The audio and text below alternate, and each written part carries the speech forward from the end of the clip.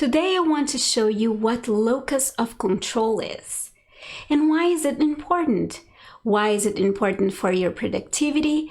Why is it important for you to achieve your goals and for you to become a high achiever?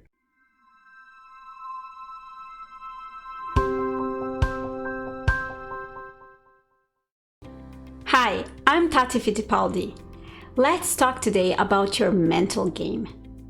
People usually say that mental game is related to your level of confidence, the set of beliefs that you might have, and your attitudes and the way you think about things. All that is true. Mental game is how your mind sort of prepares itself and then reacts to circumstances in your life. As you can imagine, mental game has many elements, and one of these elements is called locus of control. Locus of control is the degree to which people believe that they have control over the outcomes of events in their lives. The concept was developed by Julian Bayreuther in 1954 and has since become an aspect of personality psychology. And why does it matter? Imagine every time a baby was born, a fairy would give a number of stars to the baby, from 1 to 10. The more stars the baby had, the luckier it would be in life. Would you want to have 1 star or 10 stars? Now imagine for a minute that you had to choose if little fairy would decide how many stars would you have, or you would decide how many stars would you have. Which one would you pick? The importance about understanding the concept of locus of control is because it equates to the decision of who gets to choose the number of stars, you or the fairy. Okay, I think I got your attention now, so let's repeat about this locus of control thing again. So locus of control is the degree to which people believe that they have control over the outcome events in their lives. And like with any belief, locus of control lives in a dimension, like an axis. In one side of the axis is the external locus of control, which is the greater belief that things happen in our lives due to external forces, or the fairy decides how many stars you have. The other side of the spectrum is the internal locus of control, which is the greater belief that our own actions, words, and behaviors are integral factors and part of a chain of reactions that then determine what happens in our lives. In other words, it's a belief that you pick yourself the number of stars. This might sound a little confusing, so let's call our model Mary here to help us understand this further. When you have an external locus of control, when things happen to you in your life, either bad or good, what you are thinking is that things are happening because of outside factors. So you think that there is nothing you can do, or that luck is the driving force here. Or that it doesn't matter, you think that, oh, why bother? Life throws curveballs at us. Or, oh, why this is happening to me? So this is all kinds of thoughts that live within the internal locus of control. And basically, it's a thought driven by the fact that you believe that they control my destiny. So the government, the establishment, the boss, the company, all other things outside of you are the ones who are controlling your destiny. On the other hand, internal locus of control, when things happen to you and in your life, what you think is that you can do something about it. So you think things like, I can make this happen. I can work something out. I can have a strategy. I can come up with something. I am in control. I will work hard and make things happen. These are the kinds of things that people under internal locus of control thing. So it's basically I control my destiny. And when people think I control my destiny, researchers found that they usually have a bias towards action. In other words, people that think this way, they take action. They don't spend their time blaming other people or victimizing themselves. They just do what they can. Yeah, they sulk. They can sulk when bad things happen. They feel bad too, of course. But they soon shake off and think about a way to make things happen for them. And talking about researchers, some mad scientists, or actually mad psychologists, researchers, saw a pattern. They saw that people with these two ways of thinking had different results in life. So they started to research about this. They were curious about this. And these researchers identified that depending on how you think, either external or internal locus of control showed certain patterns of behaviors. And I want to share with you here because it's pretty mind-blowing. So those who have external focus, they usually are more likely to conform with social influence.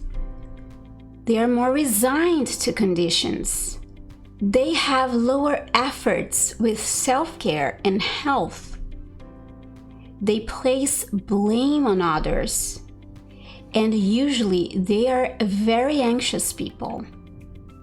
Now, those who have internal focus of control, they are less likely to conform to social influences, and they usually have better academic and career achievements.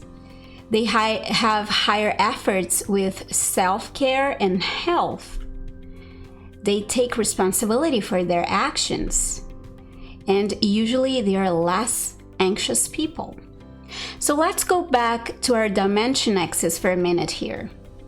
Whether you are here in the axis, more closer to the external locus of control, or you are here, or you are here, it also depends on the topic. You can have internal locus of control when you think about relationships, for example, but be more aligned with external locus of control when it comes to money, for example, or vice versa. And even within the subjects, depending on what is happening in our lives, where we are in this dimension can slide to the right or to the left. So for example, let's say when it comes to money, you firmly believe that you are responsible for the amount of money you get by how much education you get over time, how much experience you accumulate, how much effort you put into your work, how ethical you are, your reputation, and so on. So you're pretty close to the internal locus of control. But then let's say that you lose your job, and this could slide left in the scale because you start to think that the country is being conducted in a way that is not conducive to creating new jobs, the competition is unfair, and so on. Your mind tries to find reasons why this is happening, and it starts to place blame externally. And that's natural, that happens with everyone. And then, even though you are usually on very closer to the internal side, internal locus of control, you might end up sliding to the external locus of control depending on what could happen in your life or when you are under stress. And although some facts might be right, like you might be experiencing a bad president or a bad economy, but in every circumstance, there are always things that are under our control. But when our minds go to a state of desperation, frustration, and sadness, our minds get hijacked. Have you ever heard of being emotionally hijacked? It takes great self-awareness and personal resilience to regain command and take control back of our emotions. It's tough. When we're hijacked, it's really difficult to bounce back. An easier way is to train our brains to become more resilient, so that once we are hijacked, and we will be hijacked, we can bounce back quicker. And how can we do that? Training our brains, it's like going to a fitness center. It's like changing habits or building muscles. It takes time for our minds to fully adjust to new ways of thinking. One way of doing this is by using a deck of cards with different topics to reflect and raise awareness of each of the topics. I want to show you one deck. It's called Locus of Control and has 28 topics. It's meant to be used in a way that you will reflect on a card every day for 4 weeks. The idea at this stage is to raise awareness. Which cards are you more internal locus of control or external locus of control? So for example, I have a lot of trouble with the card healing. When I'm feeling good, I know that I am in control and I take care of myself. I take my meds, I take my supplement, I eat well, I have good habits. But let's say when I'm sick, and not with just a cold or anything, when I'm really sick, something more serious, then I slip all the way to the left and I am very external locus of control. I usually blame the bad genes.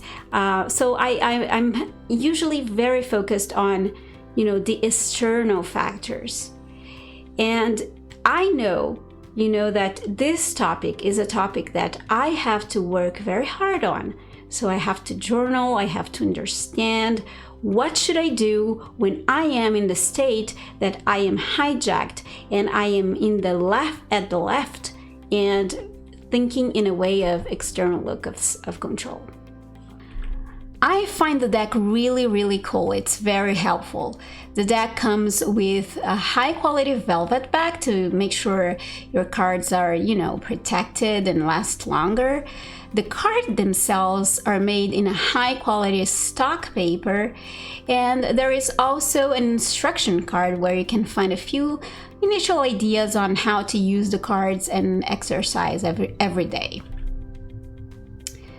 Changing a belief and improving a mindset takes time, effort, and consistency. Consistency is more important than quantity here. So it's much better if you meditate 5 minutes on each card every day, or journal, or whatever other method you choose. Then working on all the cards in the first day for a couple of hours. Exercising 5 minutes a day can deliver big results with low effort. So this is unimaginably powerful. It's powerful because you can help other people too. You can use it to help raise awareness with your kids, for example, and help them develop an internal locus of control. You can use it with friends, you can use it with clients. The possibilities are limitless. These could be super transformational.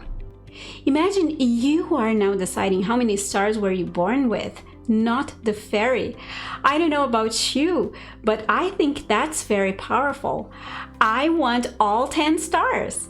How about you? Tell me in the comments below, how many stars do you think you deserve, and what are you willing to do to make that happen? If you want to check out these cards, I will leave a link down below in the comments section. If you like this video, please give it a like and share. I'd really appreciate that.